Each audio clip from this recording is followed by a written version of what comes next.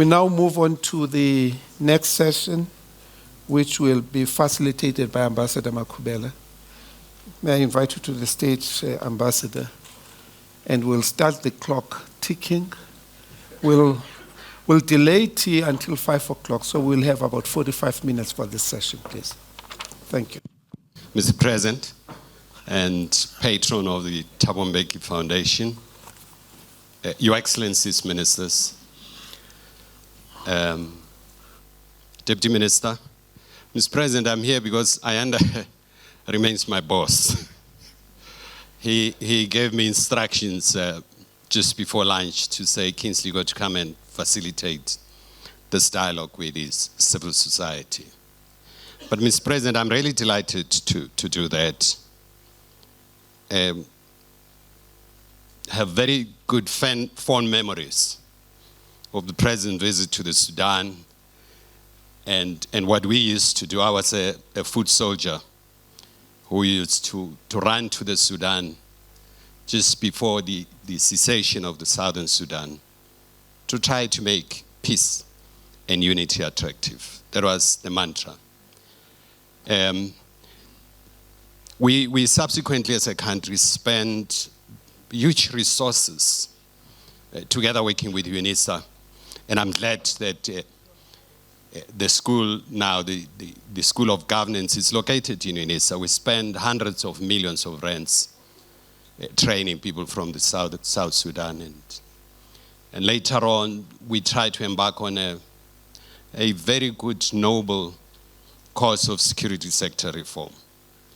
But, Mr. President, my duty is really to invite the panelists to really come forward, who are essentially from the civil society, and would hear from them. May I invite the panelists to come forward, please? Mr. President, let me introduce the panelists. And I'll start first with Mrs. Baldo.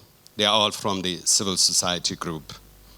And second on the panel, it's Dr. Abdel Salam. And third on the panel, Dr. Kidir. And Ambassador Sati, me and Ambassador Sati, we've just reconnected. We've known each other for many years during those days. He's now with the civil society.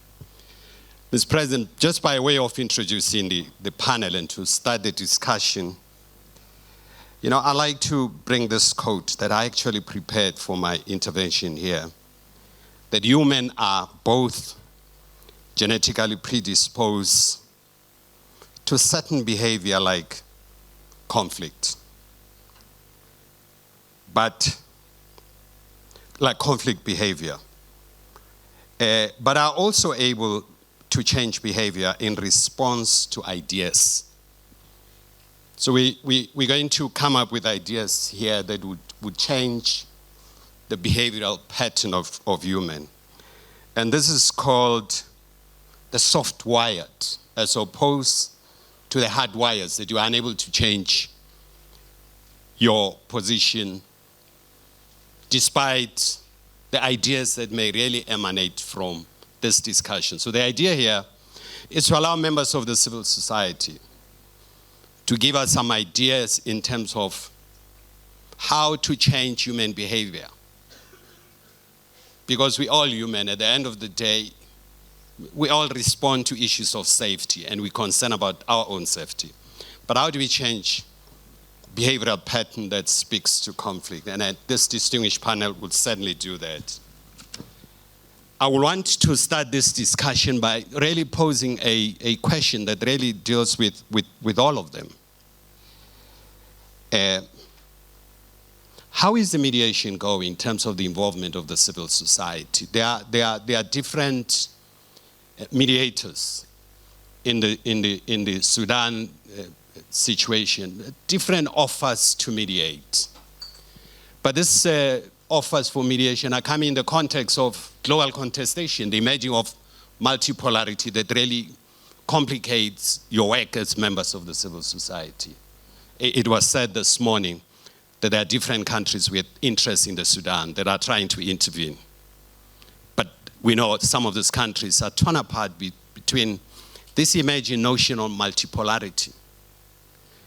What we don't want is Sudan to fall victim to that. What are your views in terms of the mediation process that we're seeing?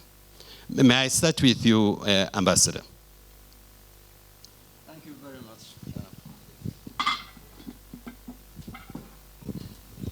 much. Thank you very much, Ambassador.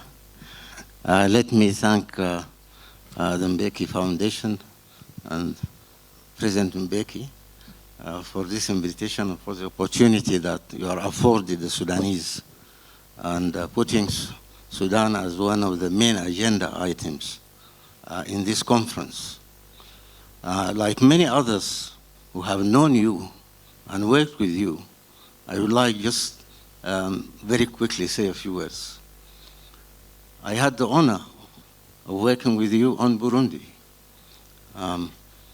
Pretoria, I think March or April 2003, signing the ceasefire agreement with the CNDD.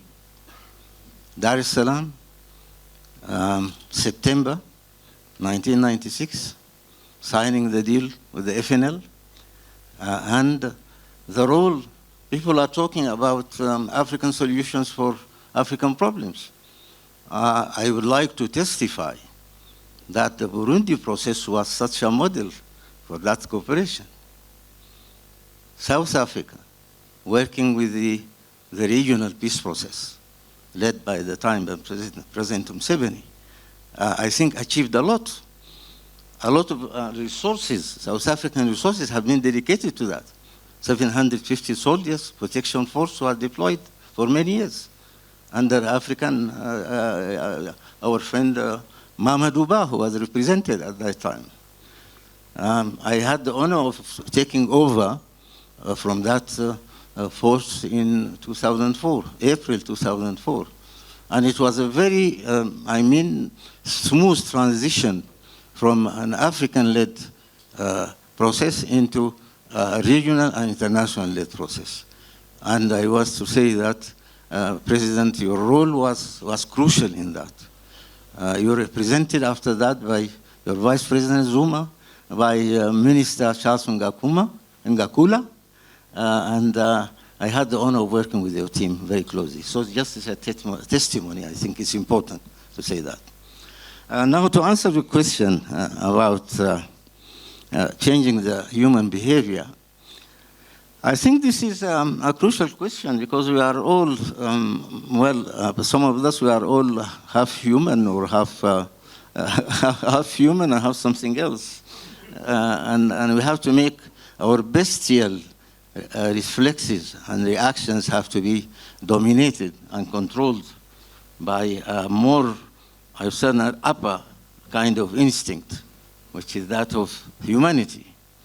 And I'm very sorry to know that humanity is dwindling in the world where we are living. And my good friend Abdul was talking about that a few minutes ago. The issue of mediation, we have agreed that the issue of mediation will be addressed by my good friend, Dr. Khidir. But I have to say that we are working in very difficult circumstances.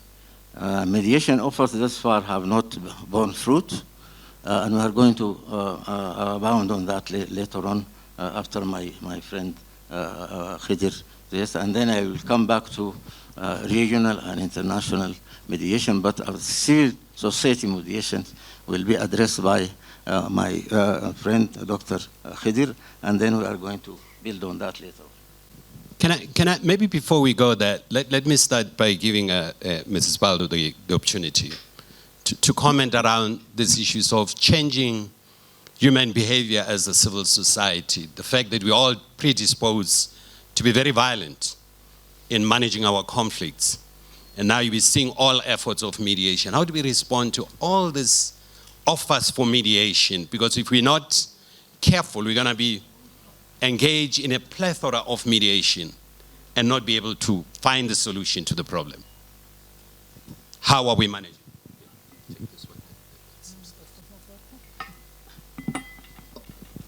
Okay, I stand on the protocol that has been established already, and thank you, Mr. President, for inviting us. To respond first to the mediation process, and I think we can see that there is a paradigm shift in terms of the mediation process. And thanks to the African Union that have realized the importance of having female mediators and the introduction of FemWise, and I'm proud to say that I'm one of the female mediators and member of the Global Female Mediators. So we have seen more female engagement in the mediation that has impacted in the process itself.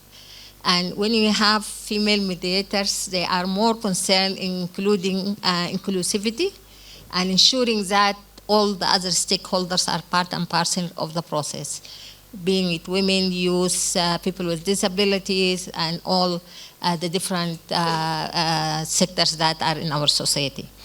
The second thing, if I take the case of Sudan, my beloved country, we have experienced for the first time like a competing mediation process, and I say it competing, not coordinated. Mr. President, we have talked about this in many meetings, but you think it's coordinated, but it's not, unfortunately, because I have been in many processes, mediation process, Libya, Yemen, almost 16 countries that have gone through mediation process.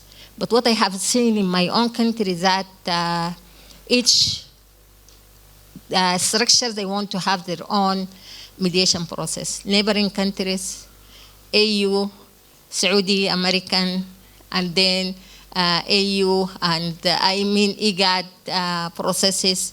So those has created a kind of buying time for the conflicting parties, and they have really played a kind of delay tactics. When they feel this forum is not coming with their interest, they escape it, they dismantle it, and they join the other. And thank again to the effort that was last July in Djibouti to streamline all those mediation efforts so that we have like a coordinated and one stand, being it region, being it continental, being it global, being it UN, being IGAD, and all the things, so that it streamline all the effort and help in changing the human behavior that you are talking about. Because if you create too many mediation platforms, you are encouraging that human behavior, the violent human behavior, to continue.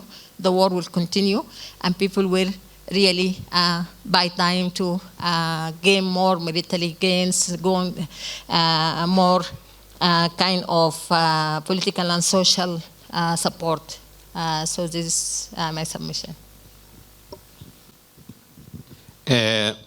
Dr. Abdel Salam, you're going to deal with this question of these offers for mediation. But I want you also, as you address that, to deal with the fact that, you know, there's a notion that mediators must be neutral. Mediators can't be neutral. Mediators have an interest, that's why they get involved in resolving the conflict, because they want to bring an end to the conflict. That's the only neutrality. But they remain neutral on the issues that are in dispute to the disputants. Are you finding that quite comfortable with this offers for mediation, that they don't try to provide solution, but they try to provide an enabling environment for negotiations? Thank you.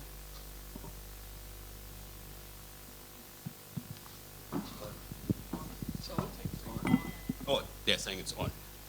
Thank you, Mr. Chairman. And in the beginning, I have to thank Mbeki Foundation for inviting us in this critical moment, maybe the most critical moment of Sudan history. And as said just a few minutes ago by our friend Abdul, that the successful mediation and the successful agreement must always belong to the people who are mediating between them. And that's the case with different initiatives. Actually, since this war started, we have been traveling all over the world.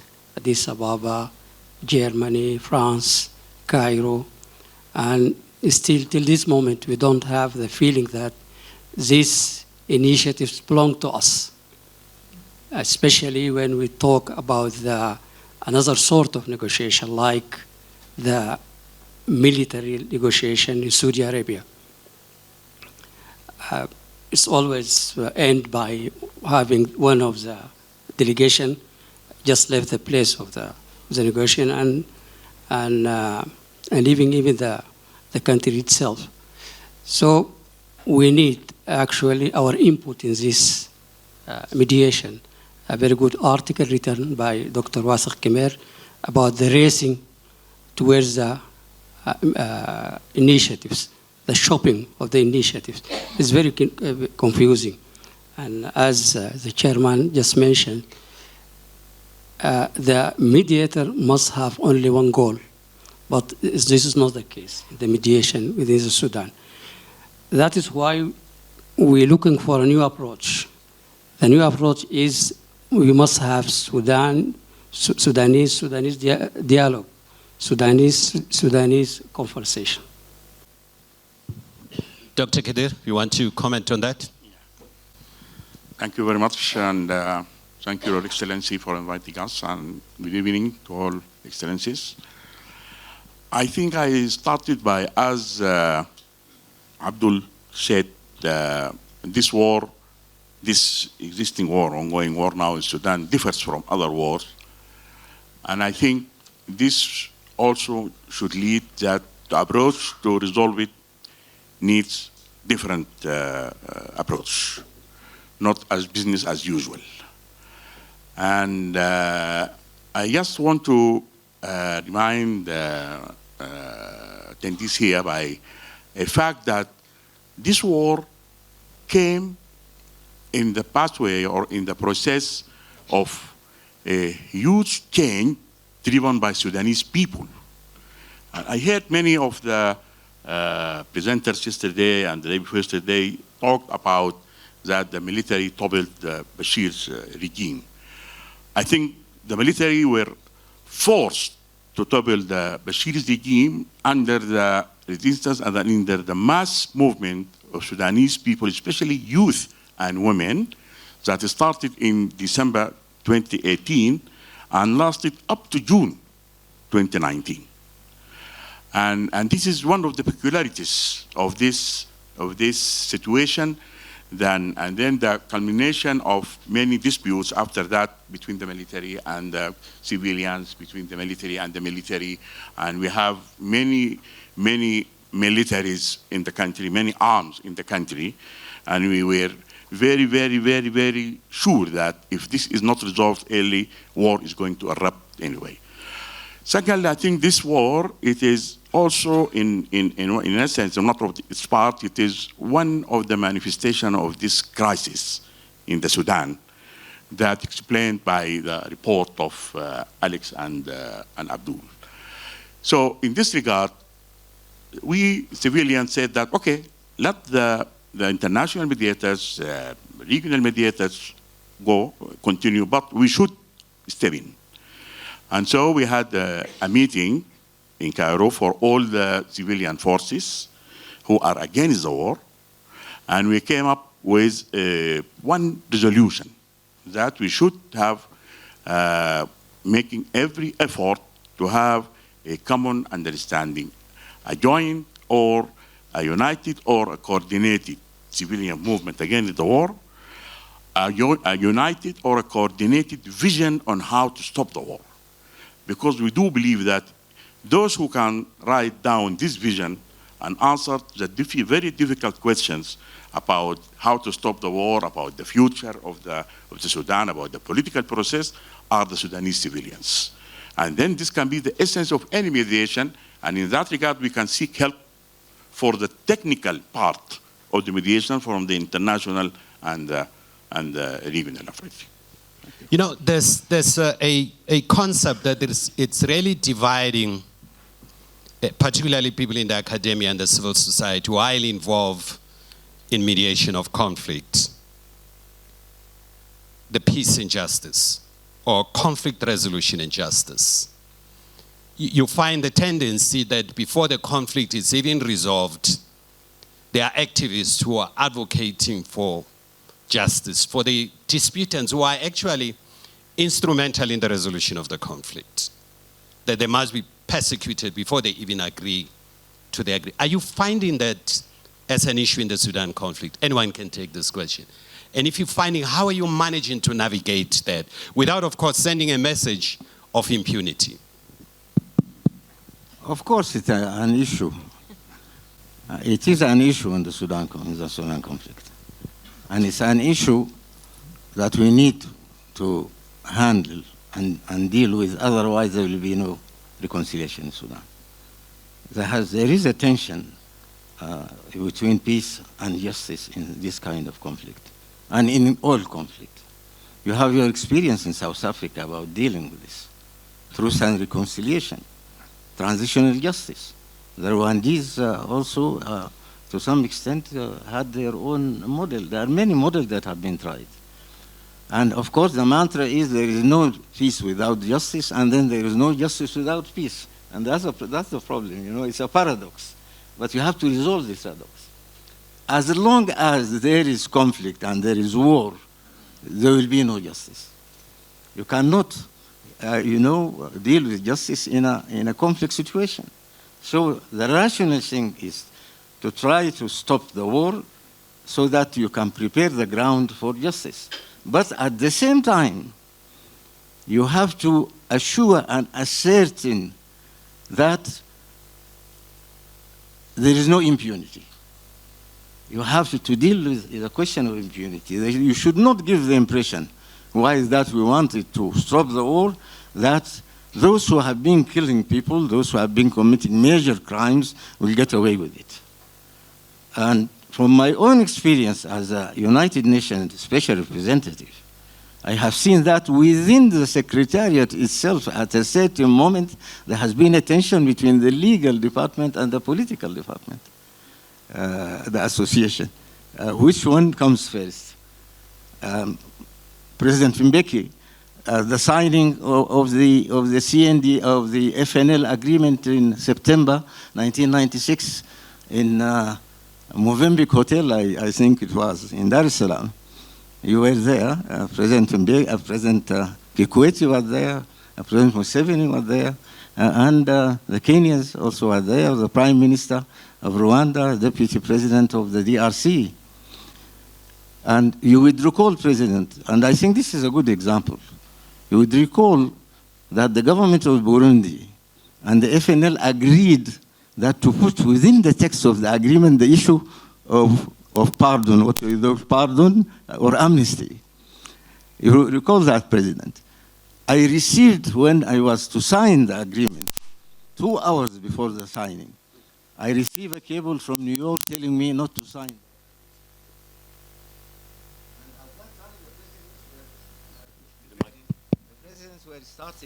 The presidents were starting to come to the venue, and I didn't know what to do.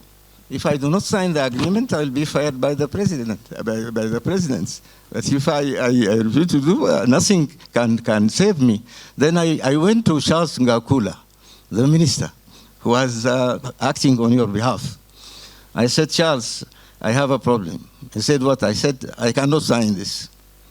And then we agree. What have we done? I told him, I send you a letter, inspired by what Madiba did in Arusha, 2000, the issue of reservations. I said, I sent you a letter that the UN has reservation about this clause of amnesty, and then I can sign it. He agreed. He did that letter and gave me. So it's not an easy issue. But to answer your question, in Sudan, we have to deal with it. For me, peace has the priority, but of course, we have to see to it and agree what kind of transitional justice we can agree upon so that crimes that have been committed can be punished. You cannot punish all crimes. You cannot punish them today. In Rwanda, still people are, pursuing these issues. In Colombia, the same thing, in other parts of the world. But I think to answer your question, justice has to be delivered, but peace, of course, has to come to enable us to do that. Thank you. Okay, I think maybe I stand in another, I have a different view from Ambassador. We have a chronic problem in Sudan because we always prioritize peace, and we have never dealt with the justice side of it. And this has created historical graveness that we are seeing it now.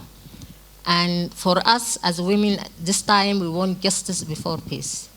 We have been enslaved. We have been killed. We have been raped badly.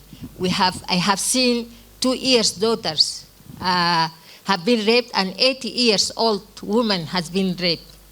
And I have seen all type of conflict-related violence and sexual gender-based violence has been practiced on our bodies as women.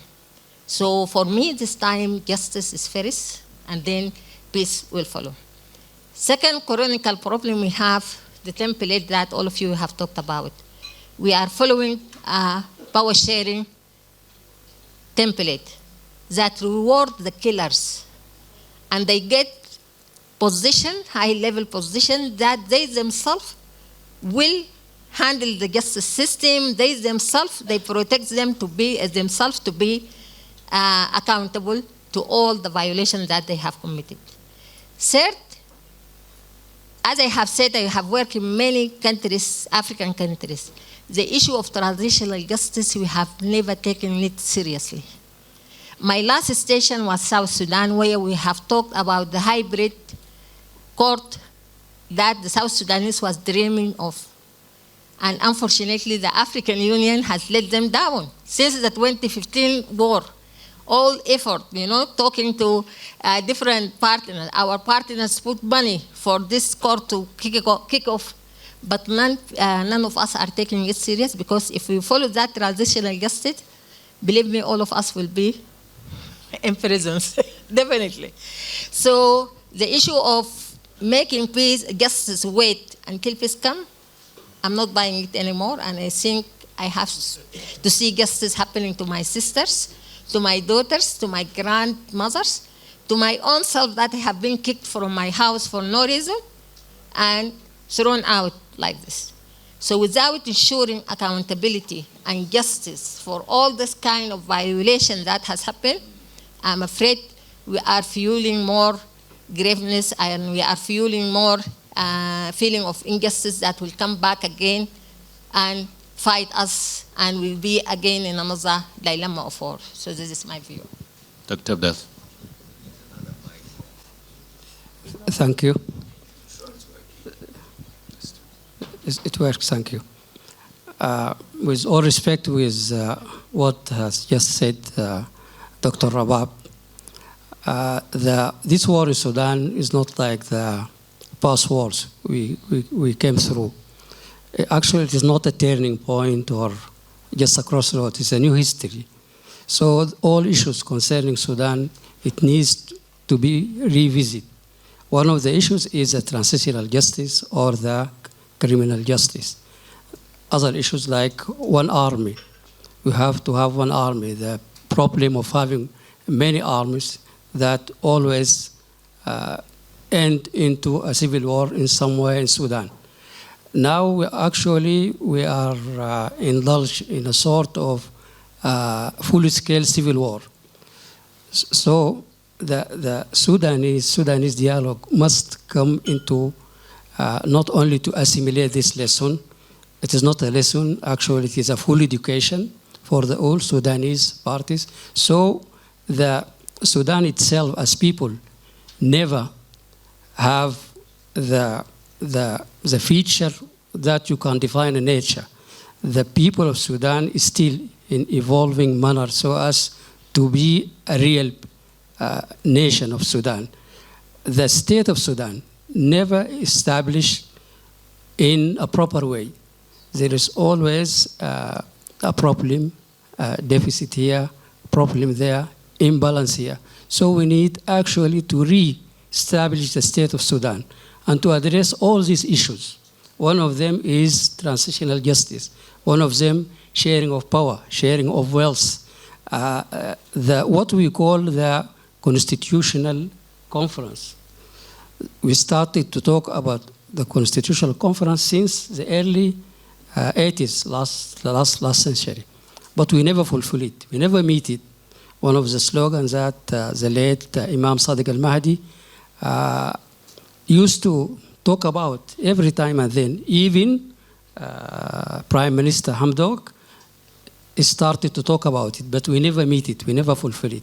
We know to fulfill these constitutional issues so as to re-establish the state of Sudan in a proper manner for a modern state. Thank you. Dr. Kadir, as you answer this question, there's a race against time. The previous panels spoke about the proliferations of weapons, but that's complicated by the fact that you have artificial intelligence that is used in serious weapon and becomes very lethal. So you have a race against time to save life. How do we manage these issues and ultimately be able to save life and set up systems that would ensure that you don't go back to where you're coming from? Yes, I think this is one of the most important issues. And before answering, the question of justice and peace, which cannot be, answered like with this. I think this is something very debatable. But I think the protection of the civilians is one of the most important issues even now to be addressed in Sudan.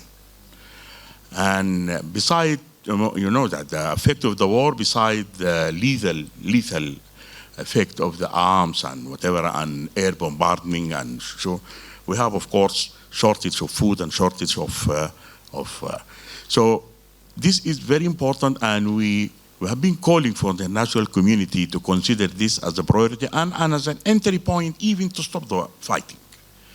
And we had many proposals, and we shared with them many proposals. We had a conference last month, all my colleagues here attended, discussing the humanitarian crisis in Sudan. It was addressed by His Excellency President Thabo Mbeki.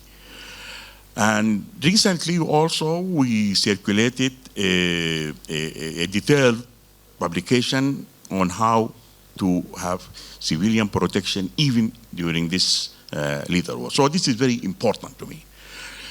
For justice, I just want to share with you an experience just 10 days ago. I was in Kampala and I attended the so-called Parliament of Youth.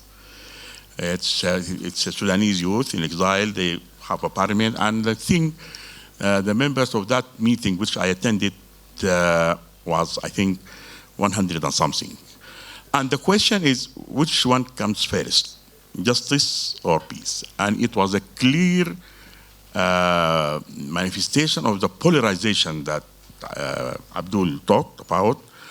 And the people, all of them, they said that justice, it should be a priority. And it should be declared as a priority.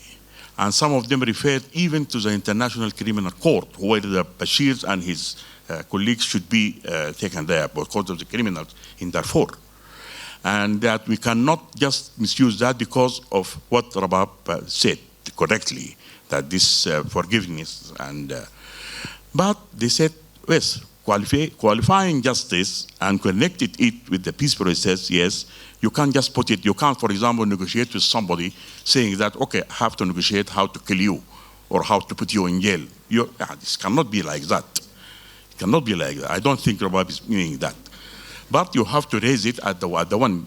Instead of having incentives of, yes, we can have you a safe exit, you can have you nice places to, whether in Monte Carlo or whatever, for the criminals. Besides that, we have to address the crimes that they have been committing in their country. This is very important. Thank you. Thank you. Let me open up the space. We'll come back to the panel. I'm just worried we're running out of time, and their excellencies won't be able to participate here in questions. Let me start from my home base to my left. We don't have time, and I'm not going to take a lot of questions. I'll take the gentleman over there. Advocate, are you banning? I want to take people who haven't had the opportunity to speak here. I'd like to have a female representative on here. Anyone who wants to say something. If there's none, I'm auctioning that. I'm taking it this side. any female who wants to say that the priority is given to... There's no one here. I auction it to that side. Any female... Wait, sorry. I'm giving priority to the lady right there at the back. Okay? And let's take another lady here. There's none. The lady that side. Any lady who wants to raise something here. If there's none, I auction that to the right honorable gentleman there. We have these 4 questions. Let's take this question. Let me start with my home base on my left there. Thank you very much, and thank you to the panelists. I hear the emphasis on justice, and I agree with you to some extent, but to a greater extent, I don't. And I don't because, Excellency, you mentioned the reservation which you had to signing an agreement. And that reservation, in my view, is one which, as noble as it is, only delays a peace process. And that delay of the peace process, if we have to take it to the current context, I would say, and I'm putting to all the panelists, that to address the situation in Sudan today, you need to guarantee to the generals 3 things, or 4. 1, their lives. 2, their freedom. 3, their troops. And 4, you need to guarantee their pockets. If you can't guarantee these, you are not going to get peace in the Sudan. What is your view? Thank you. Thanks. The lady here.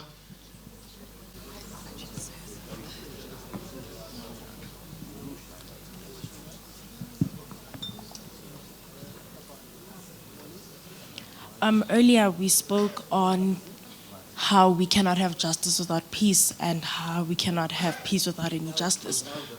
Speak to the mic, louder. Can you hear me now? Okay. We spoke on not being able to have peace without having justice and not being able to have justice without peace. So what I'm hearing is that there is a misalignment in how the dialogue needs to be conducted. So how do we then address the misalignment and therefore facilitate effective dialogue, which will then get us both justice and peace? Good. Can we have a mic this side?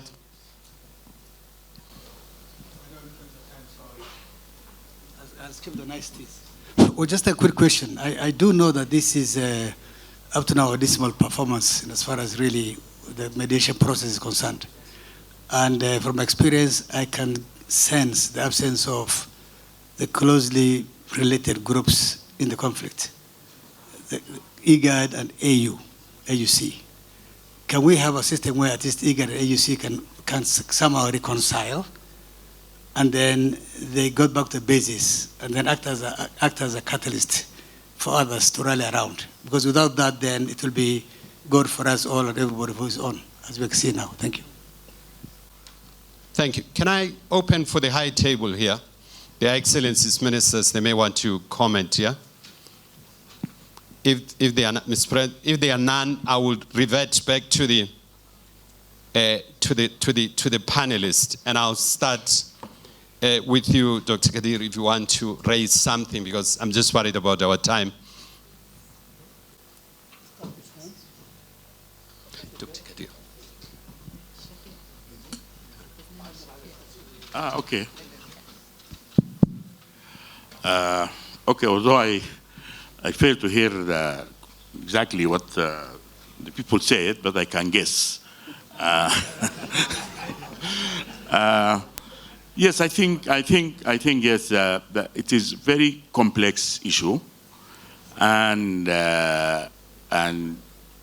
very really every day we are losing opportunities and chances, like what happened yesterday here. And I think the complex situation forces us to deal with it in unusual way, unordinary way, non-simplifying approach to this, including the issue of justice, and including to think of how can we guarantee the pocket, and the whole money of the country is in their pocket. How can they pay? We need to guarantee pocket for ourselves. I mean, for the Sudanese lay people. So it is complex, and there are no simple approaches, no simple questions.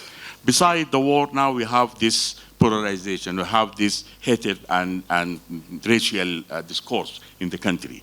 We really afraid of this disintegration of the country itself. And that's why it is not that, can be tackled academically or technically or whatever. We need the support of all those brilliant experiences that I have seen here in front of mine. In total, what the gentleman raised there, it's essentially, if you want to really encompass all the questions it's raising, it's incentives for disputants to settle the conflict. Do we think there's a need to provide incentive? Not necessarily. I think he's given a very good guidelines. But we need to provide these incentives and then making peace attractive. Is there, in the Sudan situation, really, Doctor, as you intervene to respond to that, the other question, of course, is that why the AU and IGAD can't consolidate their mediation process to avoid these pockets of mediation across. I think those were essentially the questions that I captured. I don't know if I missed something from the lady. I think I got, yeah. Okay. I think one of the most incentive that might bring the belligerent to the negotiating table is to secure their worries. Not a sort of immunity, but we need actually to have our own version of transitional justice in the Sudan. I think since 2013 we have been in Doha, and in the conference, a dialogue, they call it intellectual dialogues. One of the papers that offered to the conference is about the Sudanese version of transitional justice. And they started actually by the incentives that might help the government of that day, the government of al-Bashir. The first thing about how to secure al-Bashir and his regime is to address the issue of the ICC. Maybe many generals in both sides now have that worries. Maybe by the end of the war, we'll take them to the ICC. So actually we need, for not only for the belligerents, for all parts of the conflict within the Sudan, is how to secure their worries and their fears of ending this war in this way or another. Ambassador. Yeah, well, it is not as Dr. Khidr said, it's not an easy. There is no easy answer to it. At the end of the day, the call for change in Sudan called for three things, three major things: Hurriya, Salam, Adala, which means freedom, justice, freedom, peace, and justice. And the two, to my mind, are interlinked.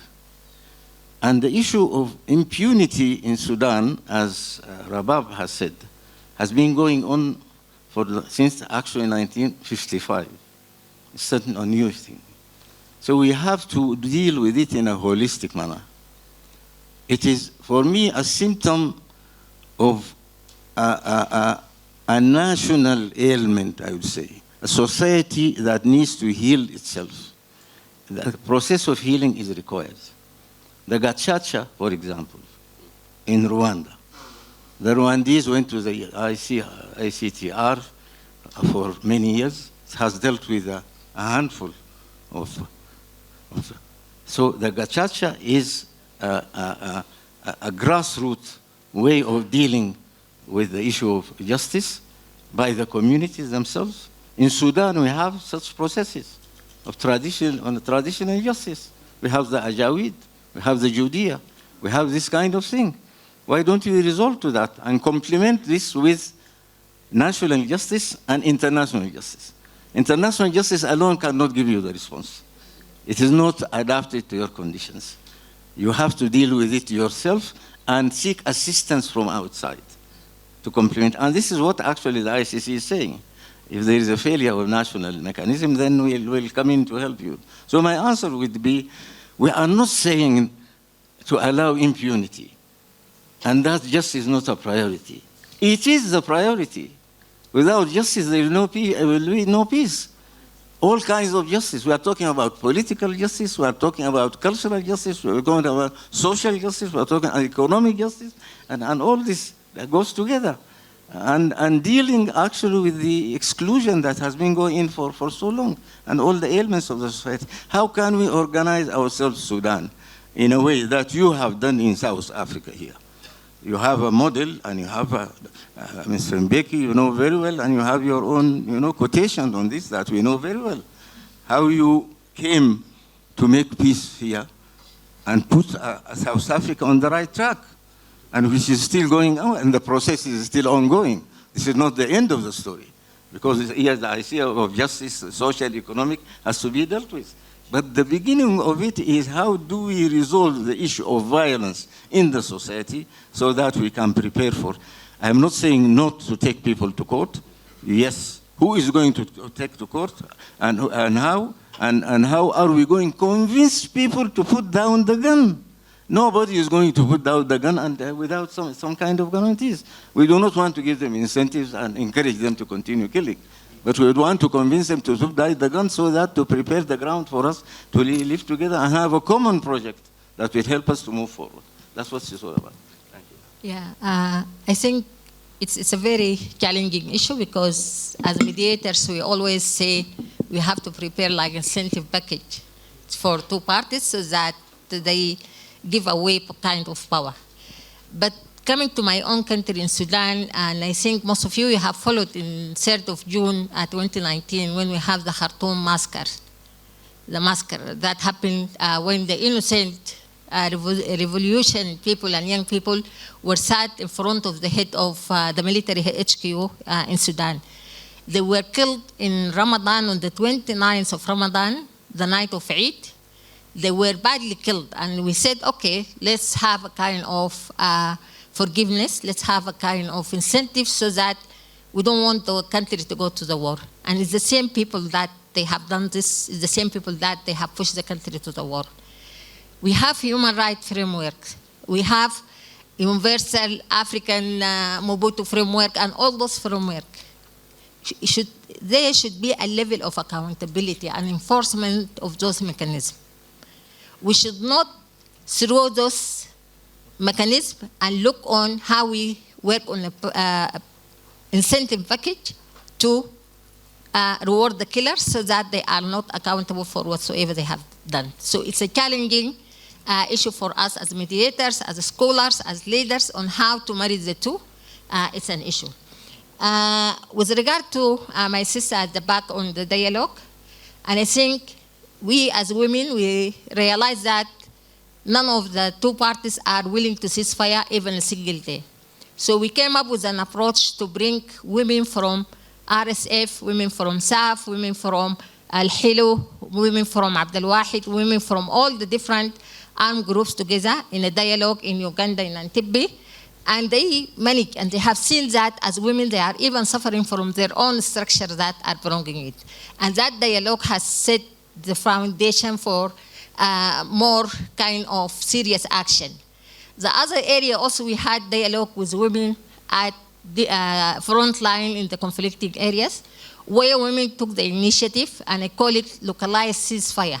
And I think it's very clear that Sudan will not reach a national-wide ceasefire in the coming few months. So we want to build on the localized ceasefire that women are engaged. They managed to negotiate temporary ceasefire with the conflicting parties to allow them to engage in economic activities and to allow them to provide food for the needy people, because as we speak now in Sudan, we have 26,600,000 hungry people. That means half of the Sudanese are hungry. and people are dying of hunger and dying of chronic disease. So through this localized ceasefire, we manage women to use our agency to influence our male counterpart, being it our son, our fathers, our husbands, our neighbors, to stop being recruited by RSF, being recruited by SAF, being recruited by others, to stop this bloodshed that is happening in the Katniri. Other thing, we have also engaged in Geneva talk, where we brought the women face, the human face, to the talks. And we work with the mediation team to look on the initiatives that are built in Sudan.